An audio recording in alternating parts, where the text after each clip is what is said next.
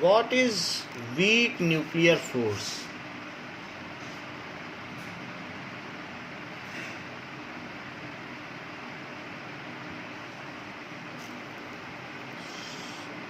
Now, weak nuclear force क्या होता है? It is fourth kind of fundamental force in nature.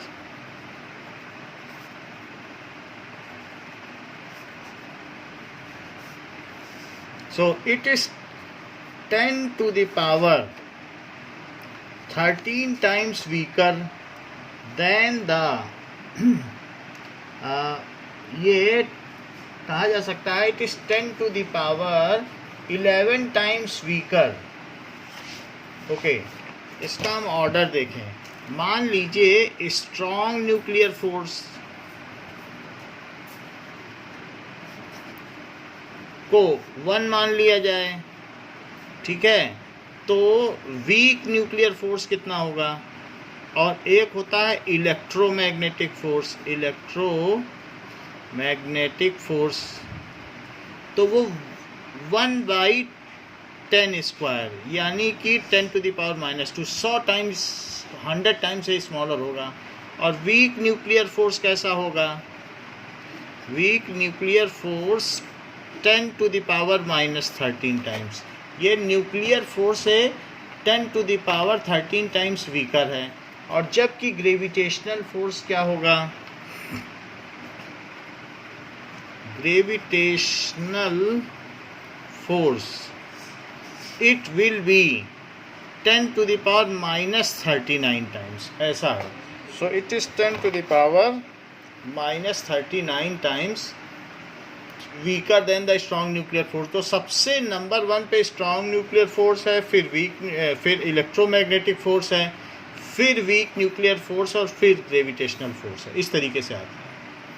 So it is the third strongest force in nature या second weakest force in nature.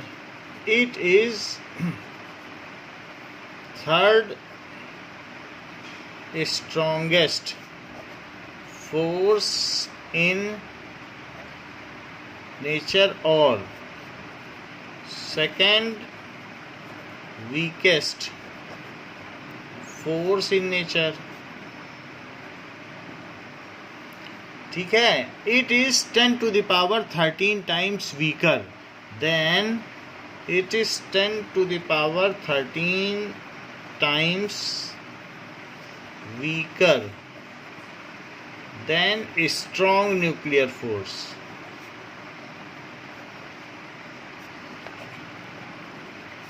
And 10 to the power 11 times weaker than electromagnetic force.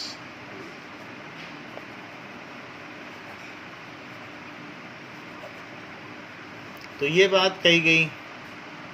Now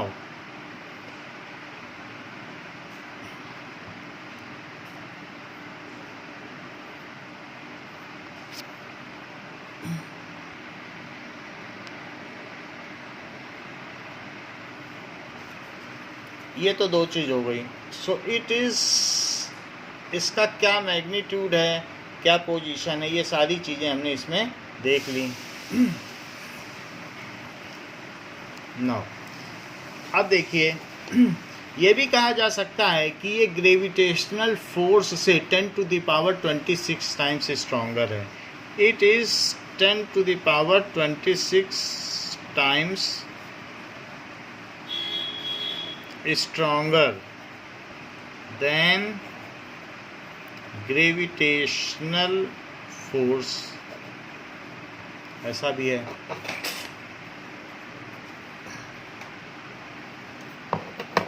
Okay, now what is weak nuclear force? It appears only in certain nuclear process such as beta decay. So nucleus emits an electron and uncharged particle called neutrino. So in some cases of radioactive decay. So in case of radioactive decay, there is a beta decay. What is beta decay? It is the decay of pi मेसॉन्स।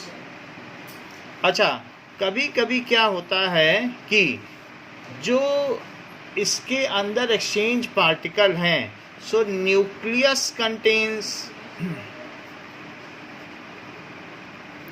Pi minus mesons and pi plus mesons भी होता है, and pi zero मेसॉन्स भी होता है। ये सारी चीज़ें nucleus के अंदर हैं एंड दीज आर सब एटॉमिक पार्टिकल्स। कुछ हल्के पार्टिकल्स हैं, सो उनको लेविटॉन कहते हैं, और कुछ लेप्टॉन्स कहते हैं, और जो भारी उनको बेरियॉन्स कहते हैं, क्योंकि बार का मतलब वजन होता है। तो लेप्टॉन्स, बेरियॉन्स, ऐसे बहुत सारे पार्टिकल्स हैं। हम पाई मेसॉन्स की बात कर रहे हैं। कभी कभी प्रोटॉन पर अगर पाई माइनस बैठ जाए तो ये क्या बन जाएगा बताओ? न्यूट्रॉन बन जाएगा कि नहीं बन जाएगा? और इसी न्यूट्रॉन्स पे फिर कौन बैठ जाए पाई प्लस, तो क्या बन जाएगा? फिर से प्रोटॉन बन जाएगा। Is it clear? अच्छा, तो ये चीज पाई प्लस बन जाएगी। नाउ ऐसे ही कई बार क्या होता है कि कहीं कहीं पाई नॉट भी बैठ जाने से कुछ फर्क नहीं पड़ता, तो वो एक्सचेंज पार्टिकल वो भी है, क्योंकि पाई प्लस के ऊपर पाई माइनस बैठ जाएगा तो वो न्यूट्रल हो जाता है, क्योंकि उनमें भी अट्रैक्शन फोर्स होता है। तो ऐसे केस में इसे पाई नॉट कहते हैं, ये भी है। तो इस तरीके से ये पार्टिकल्स हैं। अगर मान लीजिए इसमें से पाई माइनस डिके हो रहा है तो उसको कहते हैं बीटा निगेटिव डिके, और कभी कभी इसमें से पाई प्लस का भी डिके हो जाता है तो उसको कहते हैं बीटा प्लस डिके। तो इसको कहा जाता है पॉजिट्रॉन। जब भी बीटा पॉजिटिव का डिके होता है तो उसे क्या कहते हैं? पॉजिट्रॉन का डिके हो रहा है।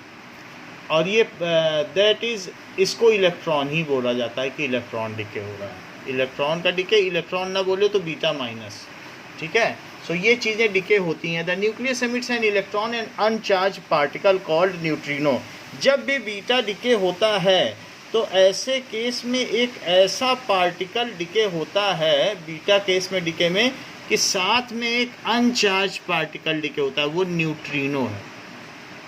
न्यूट्रिनो की जो पेनिट्रेशन पावर है इतनी गजब की है। So whenever there is a beta decay, whenever there is beta decay, then it is accompanied by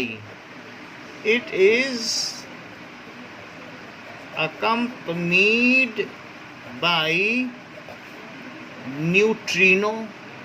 जब भी बीटा का डिके होगा, इलेक्ट्रॉन का डिके होगा, तो न्यूट्रिनो होगा।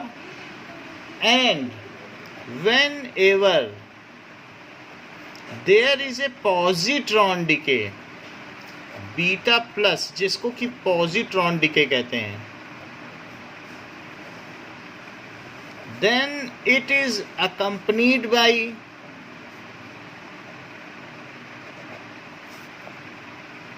एंटी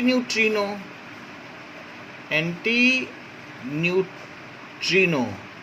हमेशा ध्यान रखना कि कभी भी जितने भी पार्टिकल्स हैं दुनिया में, तो वो किसी न किसी चीज़ से टूट के बने हैं, और टूट के बने हैं। जब इसका फ्रेगमेंटेशन हुआ है तो एक तो चार्ज अलग हो गया, तो इसके दो टुकड़े हो गए, एक ये टुकड़ा हुआ, एक ये टुकड़ा हुआ। एक ऐसे घूमने लगा और दूसरा कैसे घूमने लगा? ऐसे घूमने लगा। एक पे प्लस चार्ज आया, एक पे माइनस आया। तो अगर मैं कहूँ कि प्रोटॉन का क्या कोई एंटी पार्टिकल है, तो जिसका प्रोटॉन के जैसा मास हो लेकिन चार्ज अलग अलग हो, वही एंटी पार्टिकल हो सकता है। इसी तरीके से इलेक्ट्रॉन का भी एंटी पार्टिकल हो सकता है। अच्छा, पाई प्लस का एंटी पार्टिकल पाई माइनस है। तो दुनिया में जितनी भी चीज़ें बनी हैं, सारे पार्टिकल्स के एंटी पार्टिकल्स हैं, ठीक है। जैसे बोसॉन्स की खोज कुछ दिन पहले हुई थी, तो वो भी एंटी पार्टिकल पाया गया था किस चीज़ का। तो अब एंटी पार्टिकल होता है, वैसे ही जो न्यूट्रिनो है उसका एंटी पार्टिकल क्या है? Anti neutrino.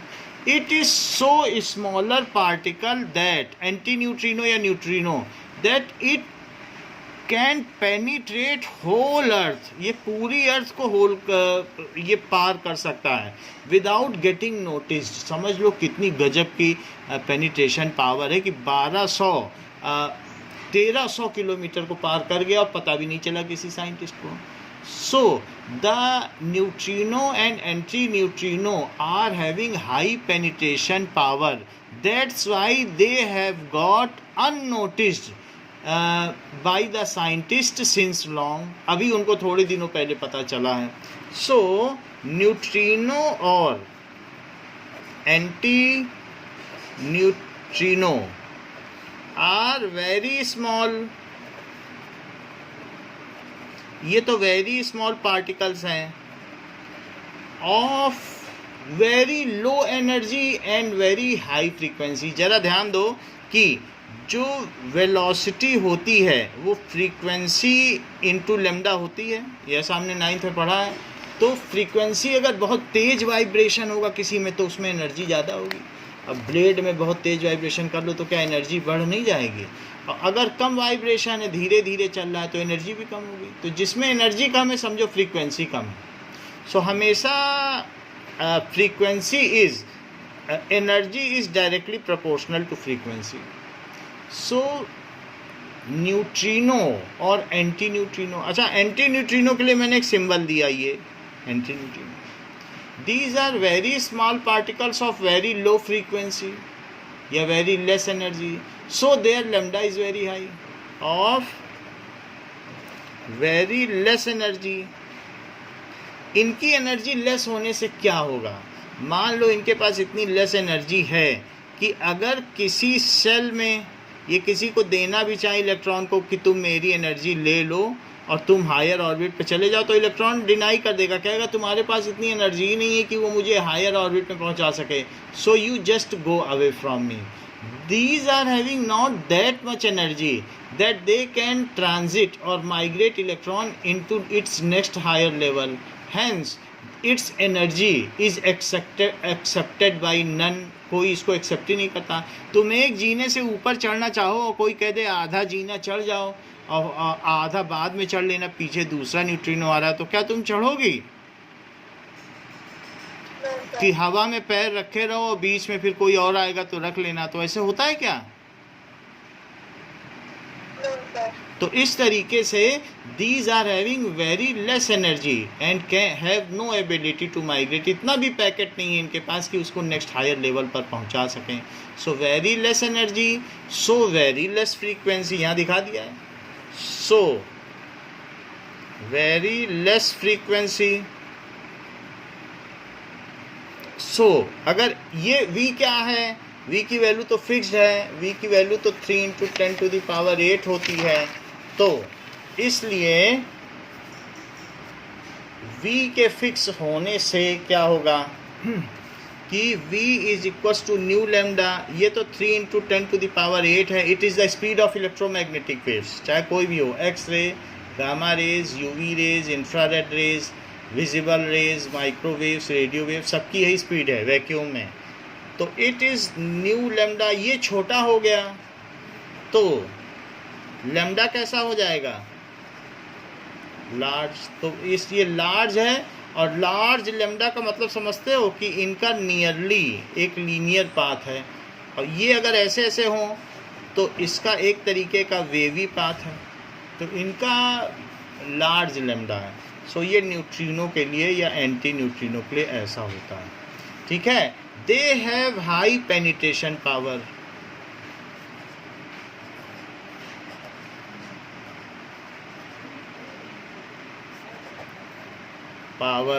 तो एक होती है आयोनाइजेशन पावर। मान लो अगर एक बहुत छोटा सा पार्टिकल हो और दीवारों में छोटे छोटे छेद हों तो वो निकल के चला जाएगा, और हाथी अगर चलना चाहे तो हाथी क्या करेगा? दीवार को पूरा तोड़ पाएगा। जबकि कोई छोटी सी चीज़ है तो वो अगर पोरस वॉल है तो उससे निकल जाएगा। बोलो बात सही है? और एलिफेंट है तो वो क्या करेगा? एलिफेंट के पास आयोनाइजेशन पावर होती है, एलिफेंट के पास। So elephant is having ionization power. While small particle is having penetration power. दो कंट्राडिक्टरी चीज़ बता रहा हूँ। जैसे किसी के पास बहुत एनर्जी है तो वो सरफेस पे टकरा कर अपनी सारी एनर्जी गंवा देगा और सारे इलेक्ट्रॉनों को उनकी सेल से निकाल देगा। तो सेल से इलेक्ट्रॉनों को निकाल के बाहर फेंक देना, इसको क्या कहते हैं? Ionisation power. तो जिसके पास आयोनाइजेशन पावर बहुत ज़्यादा होगी तो वो पेनिट्रेट नहीं कर पाएगा। जैसे कि अगर हमारे पास गामा है, एक्स रेज हैं, यूवी रेज है, विजिबल रेज है, ठीक है, इसके अलावा इंफ्रारेड रेज है, माइक्रोवेव है और रेडियो वेव है, ये सभी इलेक्ट्रोमैग्नेटिक वेव्स हैं। तो क्या आप मुझे बता सकती हैं कि इनमें सबसे ज़्यादा आयोनाइजेशन पावर किसकी है?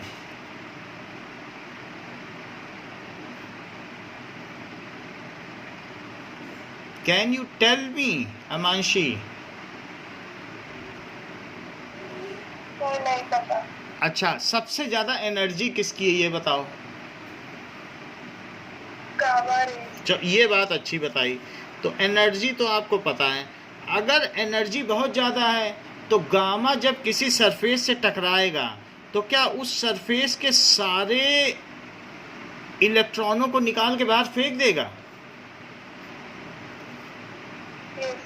क्योंकि इतनी एनर्जी है, सबको फेंक देगा। तो ये जैसे हाथी टकरा जाए तो सारे इलेक्ट्रॉनों को निकाल के फेंक दे, अंदर ज़्यादा नहीं जा पाएगा लेकिन अपनी सारी एनर्जी ये गंवा बैठेगा, क्योंकि ये अपनी एनर्जी लूज़ करेगा तभी तो इलेक्ट्रॉन बाहर जाएंगे। सो गामा के पास आयोनाइजेशन पावर ज़्यादा है। सो आयोनाइजेशन पावर किसके पास ज़्यादा है? गामा। और क्या आपको ये बात मालूम है कि जो अर्थ के सबसे बाहर का स्फीयर है उसका नाम क्या है? आयोनोस्फीयर। क्या नाम है? आयोनोस्फीयर। तो जब गामा रेज सन से आती हैं तो उनका काम क्या होता है? सबको निकाल के फेंक देना, सारे इलेक्ट्रॉनों को, तो आयोनाइज कर देती हैं। तो आयोनाइजेशन पावर सबसे ज़्यादा किसकी हुई? इवन गामा रेज हमारे बॉडी में आ जाए तो सेल के इलेक्ट्रॉनों को भी निकाल के फेंक देती हैं और आयोनाइज कर देती हैं। उनका मेटाबॉलिज्म इफेक्ट हो जाता है और हम मर जाते हैं। बोलेंगे अरे उसके ऊपर तो गामा रेडिएशन पड़ा था, रेडियो एक्टिविटी की वजह से यूरेनियम के संपर्क में आ गया था इसीलिए मारा गया। तो जब इलेक्ट्रॉन ही निकल जाएंगे, चीज़ें आयोनाइज हो जाएंगी तो वो अपनी केमिकल प्रॉपर्टीज़, अपना गुणधर्म खो देंगी and in that case metabolism is hampered and the person will get die, it will cease to live. बोलो, बात समझ में आई? तो सबसे कम आयोनाइजेशन पावर किसकी है कि जिसके चले जाने से इलेक्ट्रॉन अपनी जगह से हटना भी नहीं चाहेंगे? न्यूट्रिनो। बोलो। Radio wave. Radio wave. तो अच्छा, सबसे ज़्यादा पेनिट्रेशन पावर किसकी है कि कोई चलता चला जाए और कोई नोटिस ना करे? Radio wave. ये सही है। मान लो एक राजा निकले, राजा है ये, तो 10 लुटेरे उसे लूटने आ जाएंगे और भिखारी निकले तो कोई ध्यान भी देगा क्या? वो तो मजे मजे में गुजरता चला जाएगा। तो इसलिए जो रेडियो वेव्स हैं उनकी सबसे ज़्यादा क्या है? Penetration power. अब आपको समझ में आ गई बात, पेनिट्रेशन पावर। और इसी तरीके से आयोनाइजेशन और पेनिट्रेशन पावर समझ में आ गई। सो उससे भी कम इसके पास एनर्जी है, न्यूट्रिनो के पास। सो जिसकी मैं बात कर रहा हूँ वो न्यूट्रिनो एंड एंटी न्यूट्रिनो हैं। So they have very high penetration power. They can penetrate earth without getting noticed.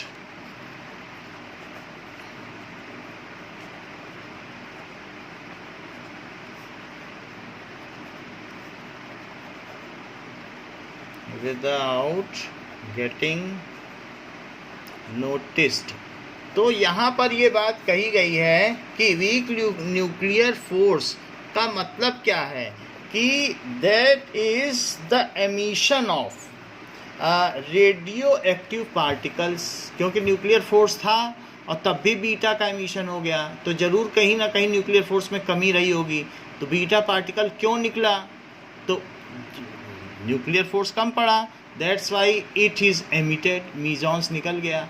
So the emission of beta particles along with neutrino or emission of beta plus particle along with antineutrino is due to weak nuclear force. ये किसकी वजह से होता है?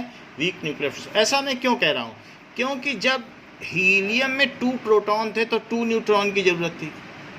2 neutron का मतलब ये समझो कि 2 पाई मेजॉन्स थे, वो उन पे बैठे थे. और जब 92 थे तो हमने देखा 143 न्यूट्रॉन की ज़रूरत थी. तो जब 2 प्रोटॉन और 2 न्यूट्रॉन निकल चुके हैं, तो जब संख्या कम हो गई प्रोटॉनों की, तो क्या अब बीटा की ज़रूरत पड़ेगी वहाँ? जब मेन प्रोटॉन ही नहीं रहे, 4 प्रोटॉन निकल गए, तो न्यूट्रॉन तो इसीलिए होते हैं. न्यूट्रॉन का मतलब क्या होता है? 143 पाई मेजॉन्स. तो फिर अब इनकी ज़रूरत नहीं है, क्योंकि छोटे एटम में थोड़े पाई मेजॉन्स की ज़रूरत है, लेकिन ज़्यादा में क्या होता है? ज़्यादा में ज़्यादा की जरूरत पड़ती है. When it is getting decade eventually, so pi mesons are no more required, excess pi mesons, hence they escape from the nucleus because now their role is doubtful, they do not have there any role. Hence after alpha decay it is always followed by beta decay. ये बात समझ में आ गई आपको कि जब ज़्यादा होंगे तभी तो ज़्यादा पाई मेजॉन चाहिए, क्योंकि उस पर बैठना है, उस पर बैठना है, उसको नहीं भागने देना है. बहुत सारे हैं, उनके बीच में रिपल्सन बहुत ज़्यादा है, इलेक्ट्रोमैग्नेटिक रिपल्सन. तो मीडिएटर भी बहुत ज़्यादा चाहिए झगड़ा हटाने के लिए. और लेकिन जब वही प्रोटॉन ही चले गए तो क्या अब उतने मीडिएटर्स की ज़रूरत पड़ेगी? No, sir. तो इसलिए whenever there is alpha decay it is followed by beta minus decay. whenever there is alpha decay, इसको लिखें तो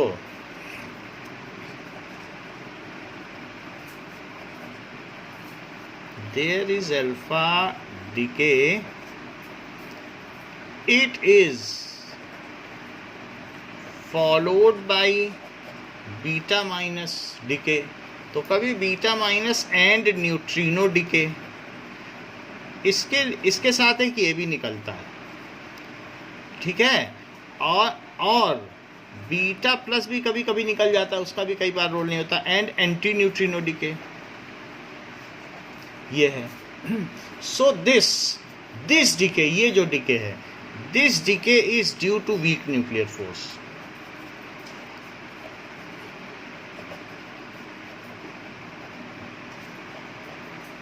वीक न्यूक्लियर फोर्स. ऐसा मैं क्यों कह रहा हूँ? क्योंकि न्यूक्लियर फोर्स न्यूक्लियॉन्स में लगता है, और ये सभी न्यूक्लियॉन्स हैं, ये सभी क्या है? सब एटॉमिक पार्टिकल्स, और साथ ही साथ न्यूक्लियस के अंदर है, इसलिए न्यूक्लियॉन्स भी हैं. तो न्यूक्लियस ने इनको कैसे निकलने दिया? तो वो तो अल्फा पार्टिकल जो डिके हुआ है वो तो डोमिनेटिंग इलेक्ट्रोमैग्नेटिक फोर्स की वजह से हुआ है, लेकिन न्यूक्लियस ने इनको क्यों निकलने दिया? ये तो कंट्राडिक्टरी थे. बीटा माइनस था, बीटा प्लस था, ये चाहते तो अट्रैक्ट होकर वहाँ रह सकते थे, ये क्यों निकले? तो इनका निकलना किस वजह से हुआ? So the emission of positron और electron from nucleus is due to weak nuclear force. It is always followed by, जब यहाँ पर प्लस है तो एंटी लगा देना, और जब माइनस है तो सिर्फ न्यूट्रिनो लिखना. प्लस पे एंटी लगाना. बात समझ में आई? जो स्पिन को कंट्रोल करे, एक लेफ्ट में घूमता है, एक राइट में, तो उससे स्पिन काउंटर होता है. तो इसी तरीके से ये एक तरफ है, इसका मोशन जो है क्लॉकवाइज है, ये एंटी क्लॉकवाइज. मतलब आप समझ लो इन दोनों का काउंटर स्पिन है, तो ये दोनों एक दूसरे को बैलेंस करते हैं. समझ में आया? बैलेंसिंग के लिए सब होता है. तो इट इज़. अब तो मुझे एक लाइन में बताओ, what is week nuclear force?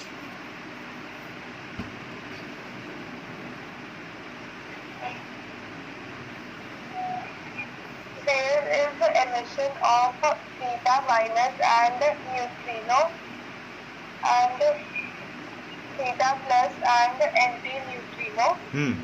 This is due to the weak nuclear force. बस इतना ही लिखना है, इससे ज़्यादा नहीं लिखना है, इतने में पूरे नंबर हैं. अच्छा, the range of weak nuclear force is, ये बहुत शॉर्ट रेंज किया है. The range of weak 10⁻⁻16 metre, nuclear force से भी कम। उसमें 10⁻⁻15 था, इसमें और कम पावर है, क्योंकि वो न्यूक्लियस के अंदर ये सब काम हो रहा है। तो वो जरा सा हटे नहीं, न्यूट्रिनो और anti neutrino beta minus beta plus की भाग गए, तो इसलिए वो 10 गुना और कम है, बिकॉज ये इनसाइड न्यूक्लियस का मामला है। नाउ ये तो हमने चारों फोर्सेस देख लिए कि कौन कौन से होते हैं। नाउ इसके बाद अलग अलग लोगों ने अलग अलग तरीके से यूनिफिकेशन किया है। जैसे कि यहाँ देख लीजिए यूनिफिकेशन किसने कैसा कैसा किया, तो यहाँ पे दिखाया जा रहा है, दैट इज़ यूनिफिकेशन। सो सबसे पहले हम देखेंगे न्यूटन ने क्या यूनिफाई किया।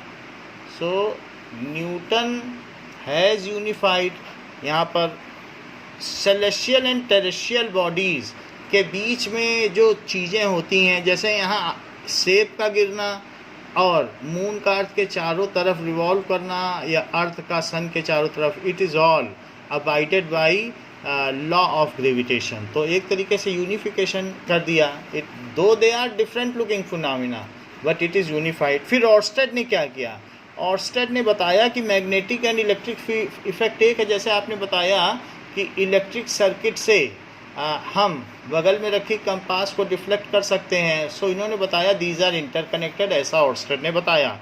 फैराडे ने बता दिया कि also contributed in the same, उसका रिवर्स ऑर्डर बता दिया कि मैग्नेटिक फ्लक्स चेंज होगा या मैग्नेटिक फील्ड लाइंस चेंज होंगी तो उससे इलेक्ट्रिक फील्ड पैदा हो सकती है, जिसको कि इलेक्ट्रोमैग्नेटिक इंडक्शन कहते हैं या इंड्यूस्ड इलेक्ट्रिक करंट कहते हैं। तो ये दोनों ने एक ही बात को क्या किया कि वेरीफाई किया। मैक्सवेल ने इलेक्ट्रिसिटी, मैग्नेटिज्म एंड ऑप्टिक्स, उन्होंने ये भी बता दिया कि electromagnetic waves produce electromagnetic radiation and one of the radiation is visible raise.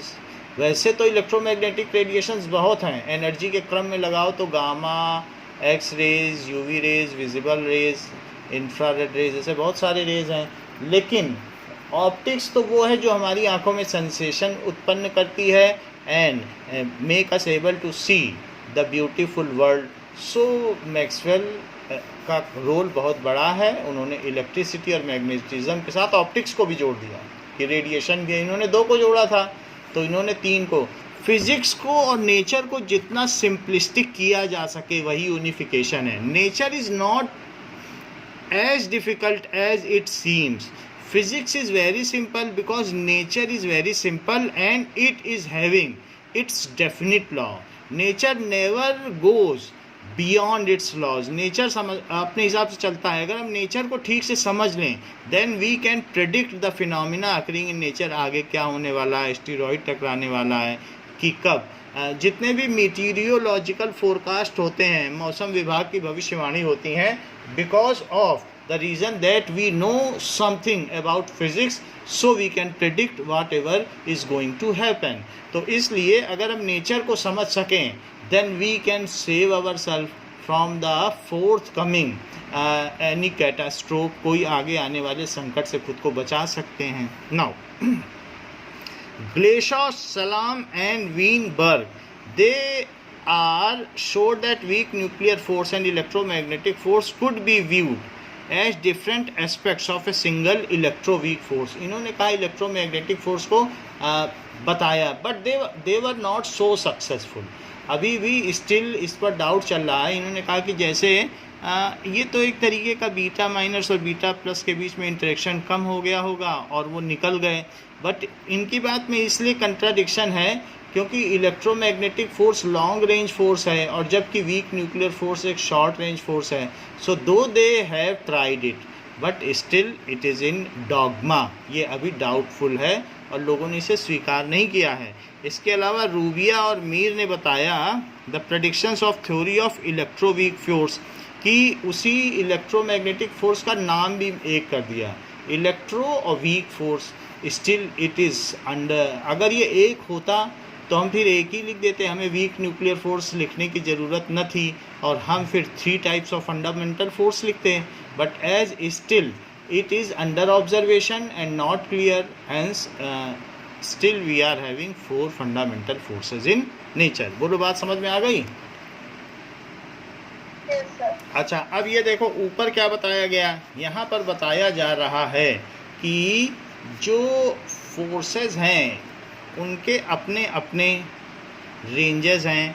जैसे ग्रेविटेशनल फोर्स क्या है कि उसकी रेंज इनफाइनाइट है, और ग्रेविटेशनल फोर्स सभी ऑब्जेक्ट में लगेगा क्योंकि सब में मास होता है. जबकि वीक न्यूक्लियर फोर्स है, सो वीक न्यूक्लियर फोर्स में क्या है कि week nuclear force short range force है, और ये सम एलिमेंट्री पार्टिकल्स में लगता है जैसे कि neutrino and beta minus beta plus. अच्छा, इलेक्ट्रोमैग्नेटिक फोर्स इसकी रेंज इनफाइनाइट है और ये चार्ज पार्टिकल पर लगता है. जबकि स्ट्रॉन्ग न्यूक्लियर फोर्स भी 10⁻⁻15 मीटर का है और ये न्यूक्लियॉन्स पर लगता है. न्यूक्लियस में रहने वाले पार्टिकल्स के बीच में ये फोर्स लगता है. नाउ अब हम आगे बढ़ते हैं. सो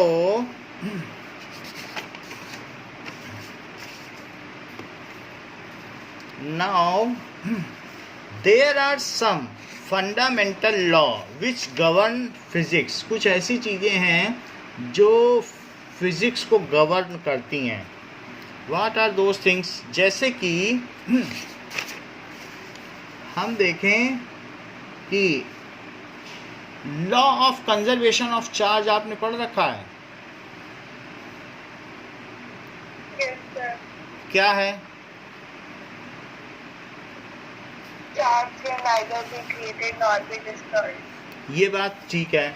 इन the similar manner law of conservation of energy, तो there are some fundamental laws which govern most of the natural law. There are some, उनको हम देखेंगे. तो वो कौन कौन से लॉ हैं? पहला है कि law of conservation of energy.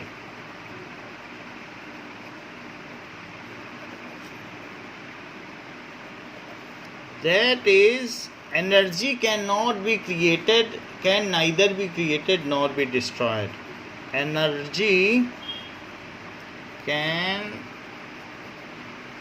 neither be created nor be destroyed. However, it can be transformed from one form to another. However, it can be transformed from one form to another.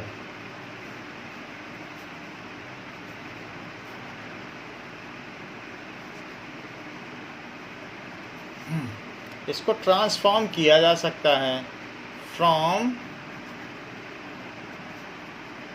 One form to another.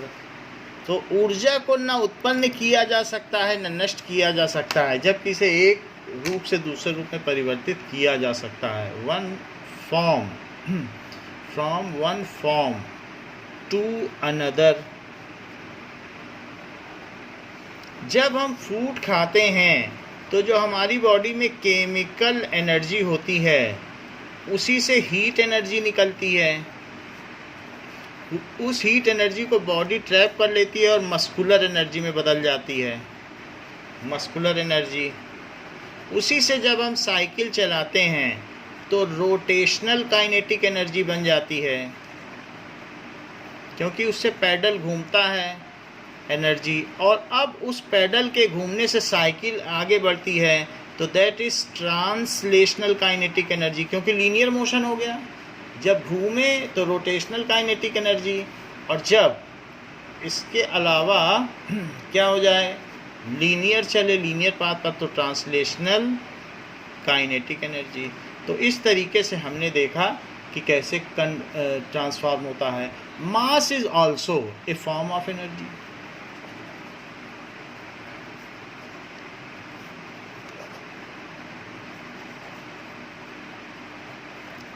It can be converted by Einstein's mass energy relation, it can be converted into energy, इसे energy में बदला जा सकता है, energy by Einstein mass energy relation. वो relation क्या है, E is equals to M C square. तो E is equals to M C square से हम इसे बदल सकते हैं। Now where m is mass of object in kg, जबकि c is speed of light in vacuum,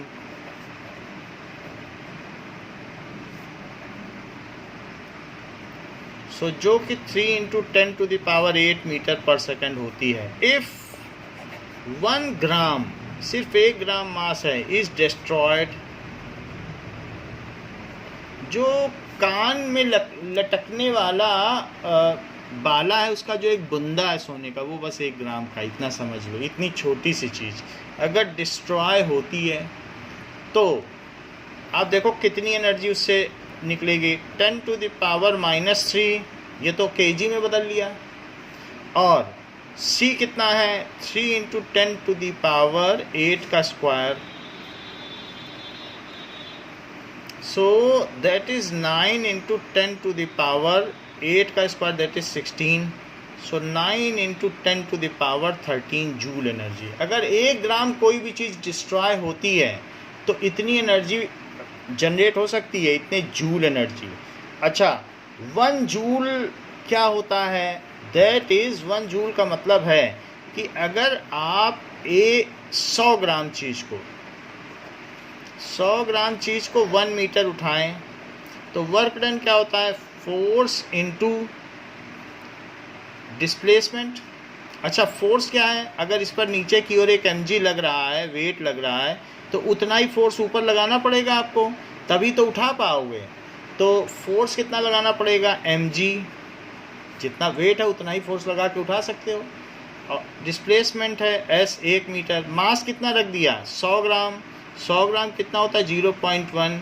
g कितना होता है, मान लो अप्रॉक्सीमेटली 10 मान लो और इसे 1 मान लो, तो इट इज़ 1 जूल।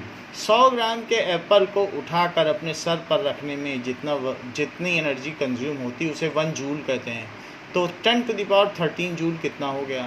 या ये भी कह सकते हो कि if 1 kg mass is displaced by 1 metre,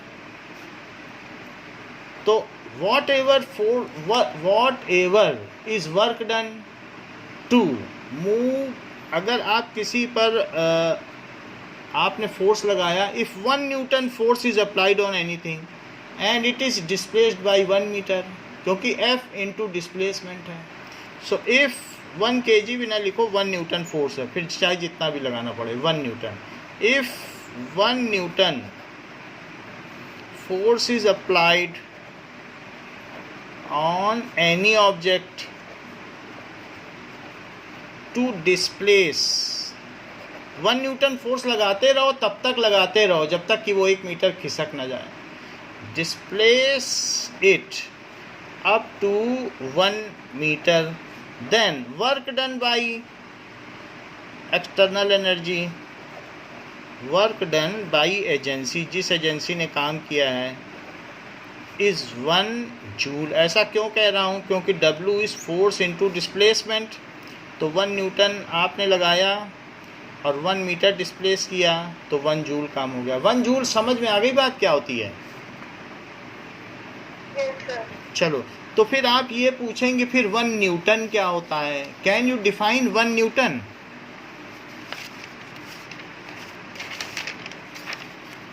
क्योंकि अब तो यहाँ न्यूटन भी वर्ड आ गया है। So what is 1 Newton?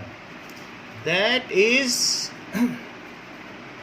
1 Newton force needed to lift an apple of 100 gram is 1 Newton।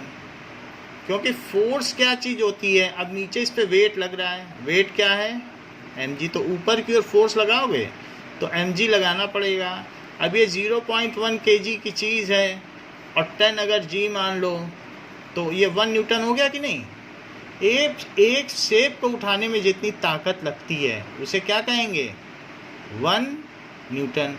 Otherwise ये भी कहा जा सकता है if 1 kg object is accelerated by 1 metre per second square, क्योंकि F क्या होता है? ma।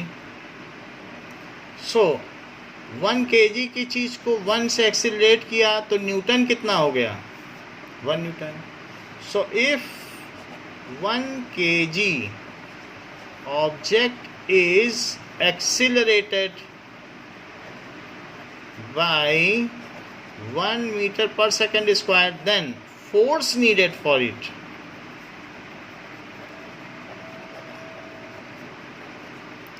is 1 Newton. उसको 1 न्यूटन कहेंगे। अब जरा देखो, हमने कहा कि 1 ग्राम मास डिस्ट्रॉय हो तो इतनी एनर्जी निकलेगी, this much energy. It is 9 into 10 to the power 13। 1 gram uranium ही डिस्ट्रॉय हुआ था। जब भी आप देखेंगे रेडियो एक्टिव डिके होता है तो मास कम हो जाता है, यानी एटम का मास कम हो जाता है। मान लीजिए कि कोई भी चीज़ जब न्यूक्लियर फिजन होता है तो उसके 2 टुकड़े बनेंगे।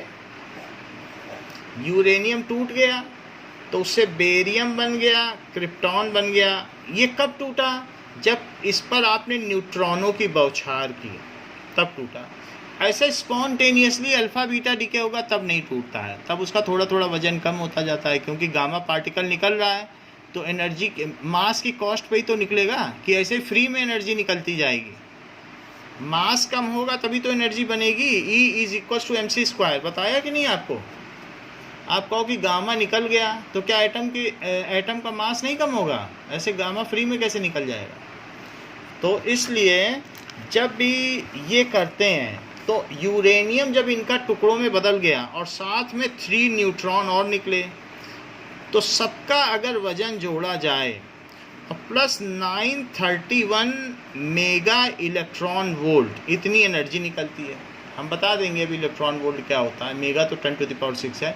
तो ये जो एक यूरेनियम पार्टिकल के टूटने से इतनी एनर्जी निकलती है और ये सब होता है, सो इन सब का मास इससे कम पाया जाता है। सो सम मास इज डिस्ट्रॉयड परमानेंटली, वो पूरी तरीके से नष्ट हो जाता है, तभी एनर्जी बनती है। तो ऐसा ही सन में हो रहा है। There the mass is getting destroyed, और हर सेकंड जानती है कितना मास उसमें कम हो रहा है। How much mass is destroyed in sun per second? 6000 kilo. 6000 kg mass is getting destroyed in sun per second.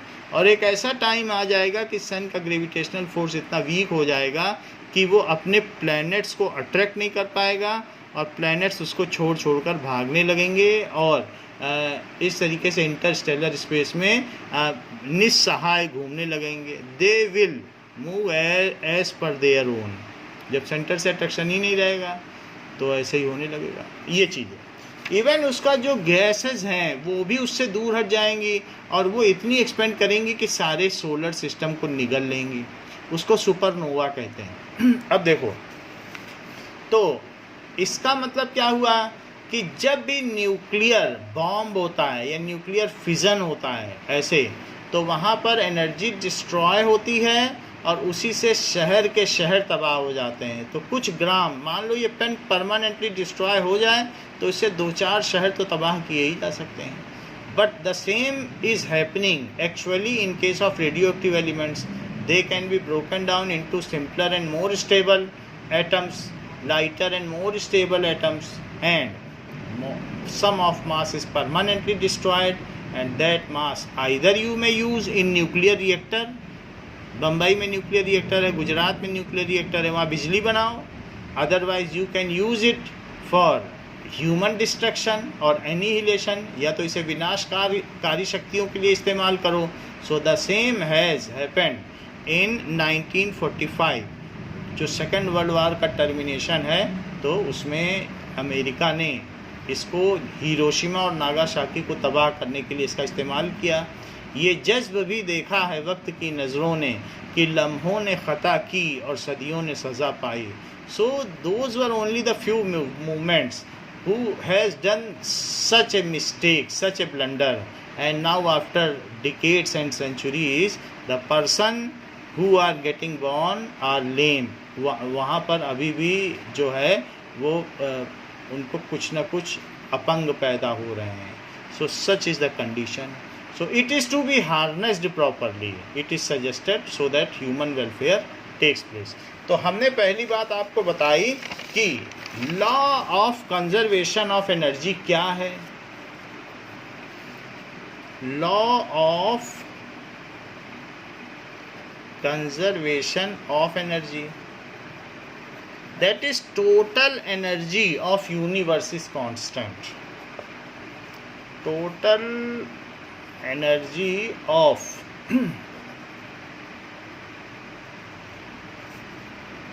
constant, and mass is also a form of energy.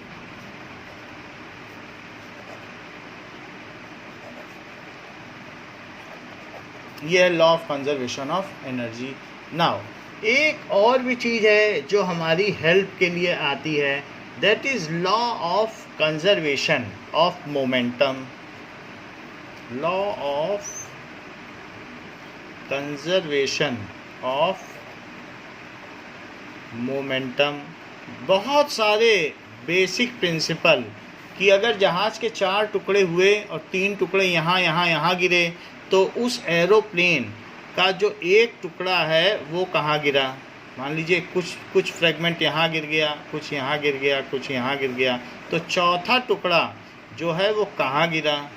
तो उसको पता करने के लिए हम इसका यूज़ करते हैं. So law of conservation of momentum इसी से खोज कर ली जाएगी. So just state law of conservation of momentum.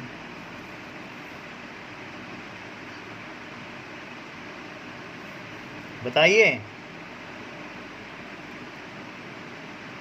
Any idea कि मैं स्टेट करूं? अच्छा ठीक है. So total momentum if A system is under balanced force, यानी अगर बैलेंस्ड फोर्स हो, एफ नेट बाहर से उसमें जो एफ नेट है वो 0 है, एक्सटर्नल फोर्स ना लग रहा हो, then total momentum of the system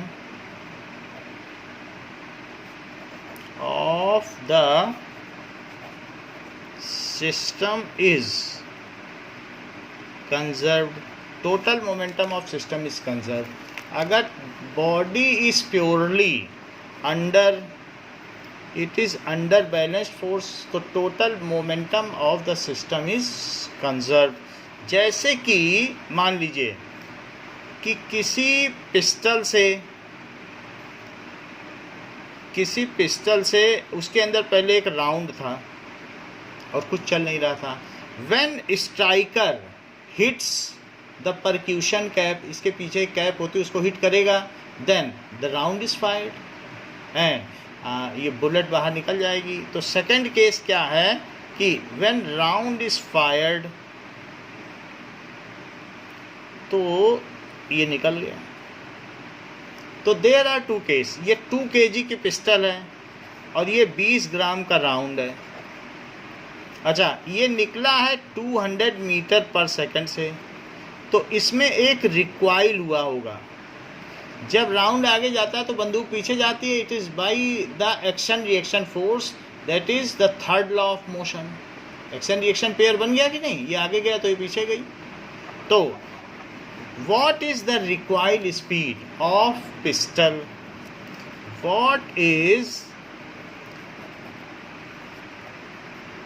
the recoil speed of pistol? So that is जितना इनिशियल मोमेंटम है sigma P it is sigma pf, that is total momentum. Conserve का क्या मतलब है कि that is the total initial momentum of a body is equal to the total final momentum of a body. if body is purely जो है इस तरीके से if body has no external force acting on it, अगर उस पर कोई external force act ना कर रहा हो तो उसका टोटल मोमेंटम कंजर्व रहता है। एंड इट इज़ लॉ, ये हमेशा ट्रू है, चाहे वो कंजर्वेटिव फोर्स के अंडर में हो, चाहे अनकंजर्वेटिव हो, चाहे फ्रिक्शन हो, ये लॉ हमेशा है। फ्रिक्शन भी लग रहा हो इसके अंदर तो भी है, तो इसलिए ये चीज़ है। ठीक है, तो ज़रा देखो कि सिग्मा पी आई क्या है। मान लो mass of pistol into initial velocity of pistol, mass of bullet into initial velocity of bullet is equals to mass of pistol into final velocity of pistol, mass of bullet into final velocity of bullet। तो शुरुआती यहाँ पर संवेग is equals to अंतिम संवेग, that is initial momentum, sum of initial momentum of system is the final momentum of system। बोलो ये किया है 9th में? Yes, sir. तो 2 into 0, क्योंकि अभी तो चल नहीं रही है, ना बुलेट चल रही है, ना गोली चल रही है, और ये कितना है 20 ग्राम को केजी में बदलो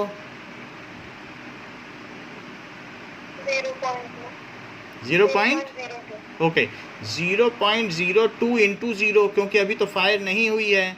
अच्छा 2 into VP, हमें तो पता नहीं है कि रिकॉइल स्पीड क्या है पिस्टल की, और साथ ही 0.02 into 200, क्योंकि 200 से ये आगे गई, तो ये सब ज़ीरो हो गया, यहाँ कुछ बचा नहीं है, ज़ीरो हो गया। और राइट हैंड साइड में 2VP, और ज़रा इनको मल्टीप्लाई करो तो 400 होता, 2 डिजिट पहले डेसिमल लगा दो तो सिर्फ 4 ही बचेगा, तो +4, तो 2VP + 4 इज इक्वल टू 0 आ गया। अब ज़रा देखो now 2VP + 4 is equal to 0, तो 2VP क्या हुआ, दैट इज -4, तो VP क्या हो गया -2 metre per second is required speed of pistol. ये इतनी बात समझ में आ गई। Law of conservation of momentum को रिपीट करो। If a system is under balanced force, then total momentum of the system is conserved। बहुत अच्छा बताया, that is sigma P I is equal to sigma P F. Now law of conservation of mechanical energy is another milestone in physics, जिसको scientist ने बताया। हम सिर्फ scientist के contribution के चैप्टर में चर्चा कर रहे हैं, जिससे कि हम कंफर्टेबली अपने चैप्टर्स पे चल सकें। So that is law of conservation of mechanical energy.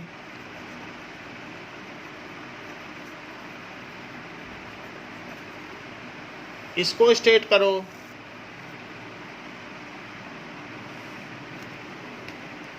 Any idea? 9th में बताया था, बताओ है याद तो बताओ, नहीं तो मैं बताऊं। नहीं यार।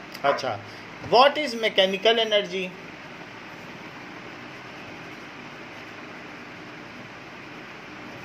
Mechanical energy is sum of potential energy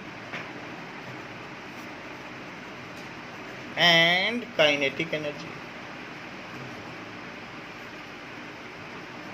because all the machines are running due to these two energies only। कभी पिस्टन ऊपर जाएगा तो पोटेंशियल एनर्जी में कन्वर्ट होगा, फिर वो गिरेगा, स्प्रिंग दबेगी तो पोटेंशियल एनर्जी, फिर स्प्रिंग खुलती है, यही सारे काम होते हैं किसी भी मशीन में।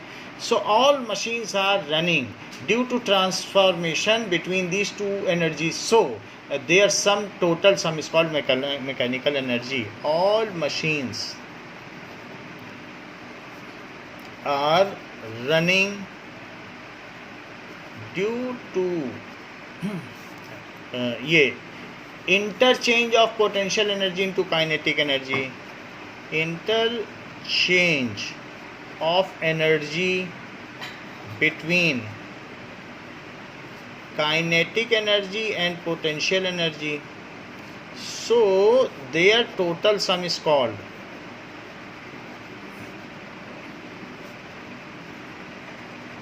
मैकेनिकल एनर्जी, उसको मैकेनिकल एनर्जी कहा जाएगा। सो अब ये तो मैकेनिकल एनर्जी हमने बता दी, but what is law of conservation of mechanical energy? If body is purely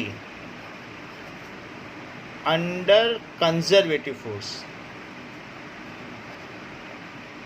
purely under conservative force हो, नो ड्रैग, ड्रैग ना लग रहा हो कहीं पर, नो फ्रिक्शन, कहीं फ्रिक्शन भी ना लग रहा हो, कहीं कुछ भी ना हो, वैक्यूम की अवस्था में हो, if body is purely under conservative force, then total mechanical energy of system is conserved, total mechanical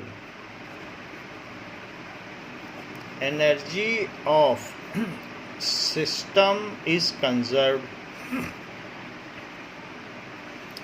यदि कोई वस्तु पूर्णतया संरक्षित बल के अंतर्गत हो तो उसकी कुल यांत्रिक ऊर्जा संरक्षित रहती है, तो नियत रहती है, कांस्टेंट रहती है। जरा इस चीज़ को देखें कि अगर मान लो एक बॉल को ऊपर से छोड़ दिया जाए और बॉल बीच की स्थिति में भी आएगी और नीचे भी आएगी, नीचे अभी जस्ट टकराने से पहले की अवस्था है, so it is just before collision. So there are 3 states which we have considered and this is high touch.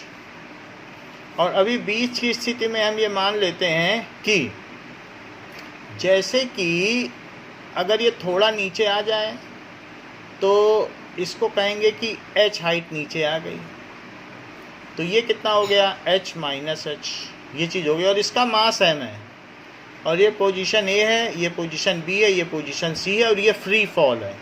Free fall का मतलब है कि सिंपली इसे ड्रॉप कर दिया गया है और इसकी इनिशियल स्पीड यहाँ 0 है। तो अब हम देखेंगे at A, so we are confirming, prove the law of conservation of mechanical energy, ये हम प्रूफ कर रहे हैं। सो प्रूफ नाउ,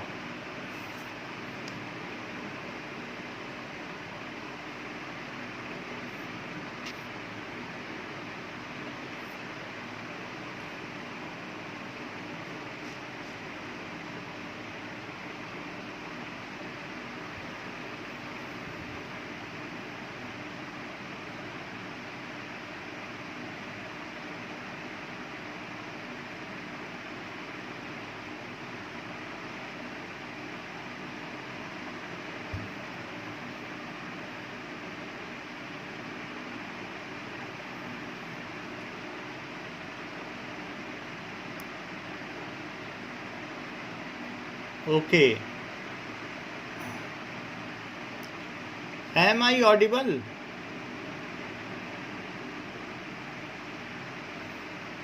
आवाज आ रही है मानसी?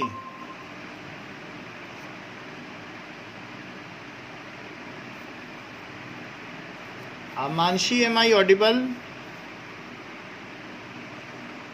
Yes, sir. चलो, तो एट ए देखो, ए पर इसके पास 2 चीज़ें हैं। जो काइनेटिक एनर्जी है वो हाफ एम वी स्क्वायर है, हाफ इंटू मास तो एम ले लिया, लेकिन उसकी कोई स्पीड ही नहीं है, तो काइनेटिक एनर्जी कितनी हो गई, 0 जूल। अच्छा, पोटेंशियल एनर्जी देखो, एम जी एच, तो हाइट पूरी कैपिटल एच है, तो that is M G H, क्योंकि एच हाइट पर है, ज़मीन से कितनी हाइट पर है, एच हाइट पर है। सो मैकेनिकल एनर्जी क्या है, it is kinetic energy plus, so it is M G H. बोलो, बात समझ में आई? Now at Yes, sir. B देखो, बी पर, तो बी पर क्या हुआ है कि इसकी काइनेटिक एनर्जी कितनी हुई। अगर कोई चीज़ ऊपर से छोड़ी जाती है और मैं यहाँ पे वी बी निकालना चाहता हूँ, मुझे मालूम नहीं, कुछ ना कुछ तो स्पीड इसको मिल जाएगी, तो that is V square is equal to U square plus 2GH, क्योंकि एच हाइट गिरी है, और ये है थर्ड काइनेमेटिक इक्वेशन।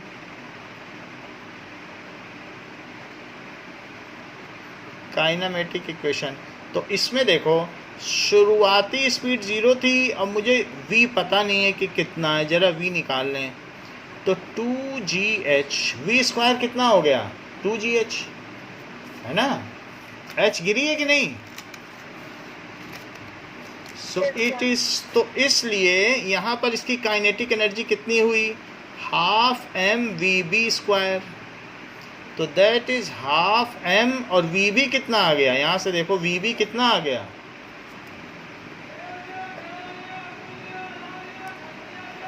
2gh। तो 2 से 2 कटा तो mgh। और बताइए इस स्थिति में इसकी पोटेंशियल एनर्जी कितनी है, तो mg, और ज़मीन से कितनी ऊंचाई पर है, how much height, at how much height it is h minus h। सो इसकी जो mgh है वहाँ पर लिखना h माइनस h। अच्छा, मैकेनिकल एनर्जी क्या होती है, that is kinetic energy plus potential energy. तो it is mgh plus mgh minus h। सो it is mgh plus mgh और माइनस mgh। तो ये दोनों तो कट गए और mgh आ गया। तो ये मैकेनिकल एनर्जी एट बी हुई, और जबकि ये क्या हुई, मैकेनिकल एनर्जी एट ए हुई, वो भी mgh आई, और बी पे क्या आई, वो भी mgh आई। ठीक है, इतनी बात हमने कर ली। और शुरुआती स्पीड ए ले लो, अगर ए लेना है तो ऐसे सफिक्स लगा लो, ये चीज़ हो गई। अच्छा, अब हम सी पे निकालते हैं, तो एट सी पे क्या होगा, now at C, kinetic energy क्या होगी, काइनेटिक एनर्जी का फार्मूला लगाओ, v square is equal to U square plus 2gh। अब वो पूरा h गिर चुकी है, तो पूरी हाइट लिखोगे कि नहीं, और शुरुआती कितनी है 0, तो ये कितनी हो गई vc स्क्वायर 2gh। तो बताओ काइनेटिक एनर्जी कितनी हुई, half M V C square. Okay, now half M V C square. अब जरा देखो कि वी सी स्क्वायर हो गई, जबकि पोटेंशियल, अब इसकी जगह काइनेटिक एनर्जी का फार्मूला लगाओ, हाफ एम और वी सी कितना है, वी सी स्क्वायर 2gh। तो 2gh, 2 से 2 कटा तो कितना आ गया mgh। और पोटेंशियल एनर्जी कितनी है mg0, क्योंकि वो ज़मीन से बिल्कुल थोड़ा ही ऊपर है, तो पोटेंशियल एनर्जी कितनी हो गई 0।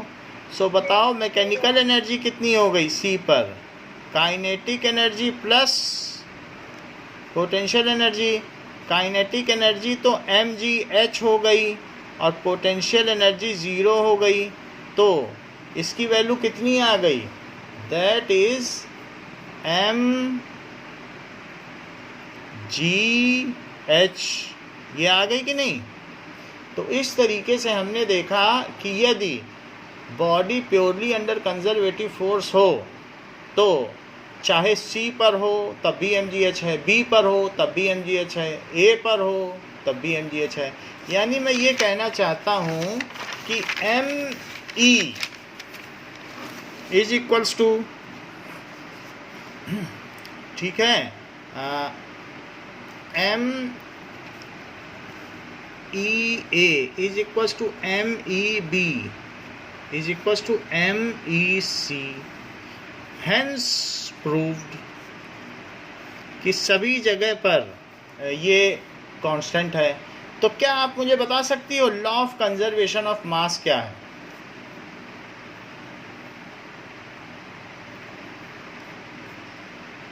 Mass can neither be created nor be destroyed. हाँ, तो आपको बोलना चाहिए कि सर आपका सवाल ही गलत है, क्योंकि मास कंजर्व रहता ही नहीं है। मास तो डिस्ट्रॉय हो जाता, वो एनर्जी के फॉर्म में होता है. So there is no law of conservation of mass. The fundamental law is the law of conservation of energy, and mass and energy are inter convertible. Energy को भी मास में कन्वर्ट किया जा सकता है, जबकि अभी तक साइंटिस्ट ये कर नहीं पाए हैं, but it can be converted. तो अगर कोई आपसे पूछे but during a chemical reaction there is so less loss in mass that it can not be noticed. जो ये लॉस इन मास होता है ये 10 to the power 26th power के डेसिमल, यानी डेसिमल की 26th डिजिट में लॉस है. तो वहाँ तक साइंटिस्ट जाना भी नहीं चाहते. वो कहते हो तो ग्राम ग्राम में ले लेते हैं, 10 ग्राम था 10 ग्राम है, तो इसलिए वो उनको पता नहीं चलता. नहीं तो अगर एनर्जी इवॉल्व हो रही है, एक्सोथर्मिक रिएक्शन है, तो वो एनर्जी कहाँ से आई? मास कहीं ना कहीं तो कम हुआ होगा कि ये सही आ गई? बताइए. ऐसे तो एनर्जी क्रिएट. सो इसलिए the law of conservation of mass is not any fundamental law. ये बात आपको ध्यान रखनी है. केमिस्ट्री के लिहाज से तो ठीक है, but when at wider aspect we go then it is not a law.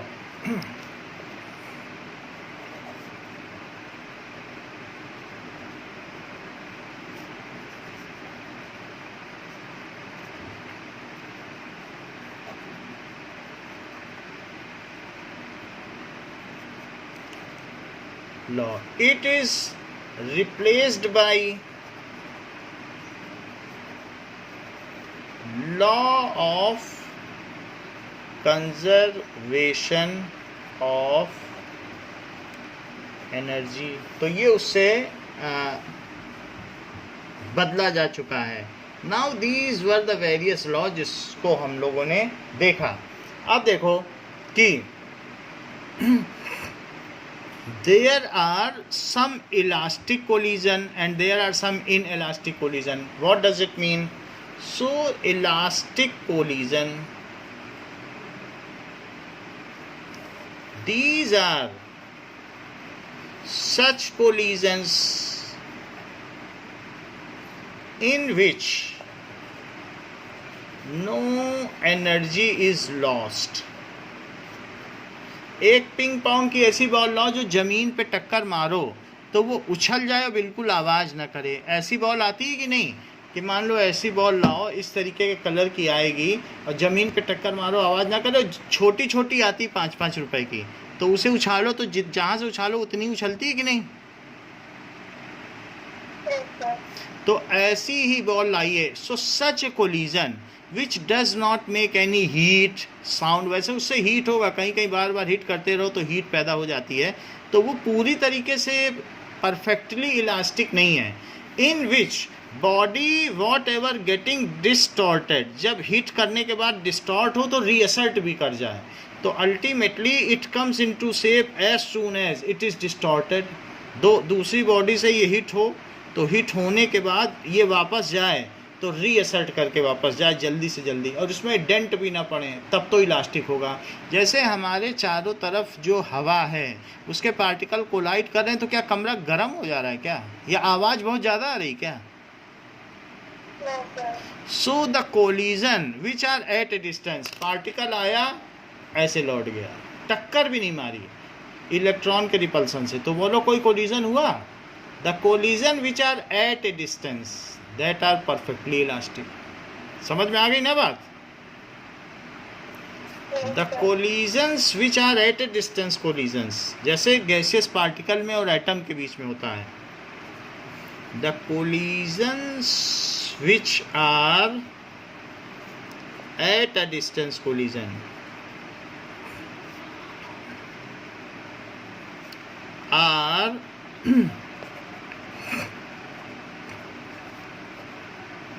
Perfectly elastic. तो वो परफेक्टली इलास्टिक होते हैं. अच्छा, इन इलास्टिक कोलिजन क्या होता है? Then there is no loss in energy. तो इलास्टिक कोलिजन में कोई लॉस नहीं होता है. सो और जबकि इन इलास्टिक कोलिजन क्या होते हैं?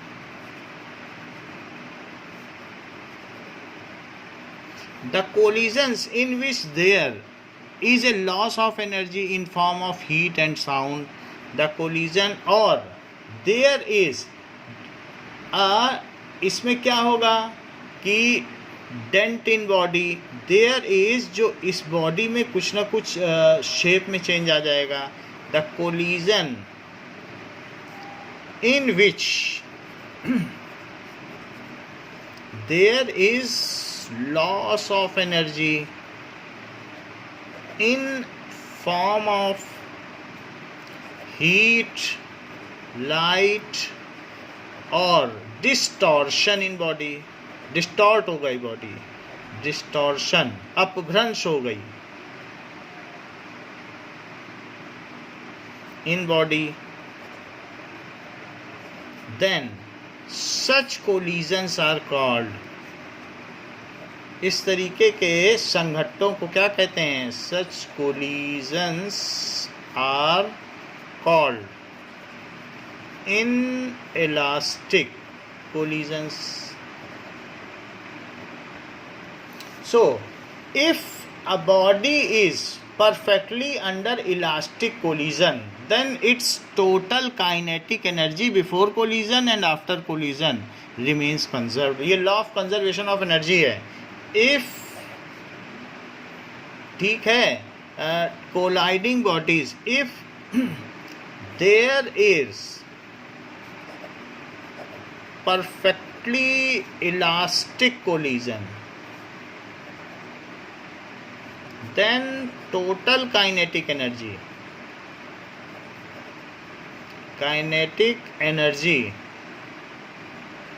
before collision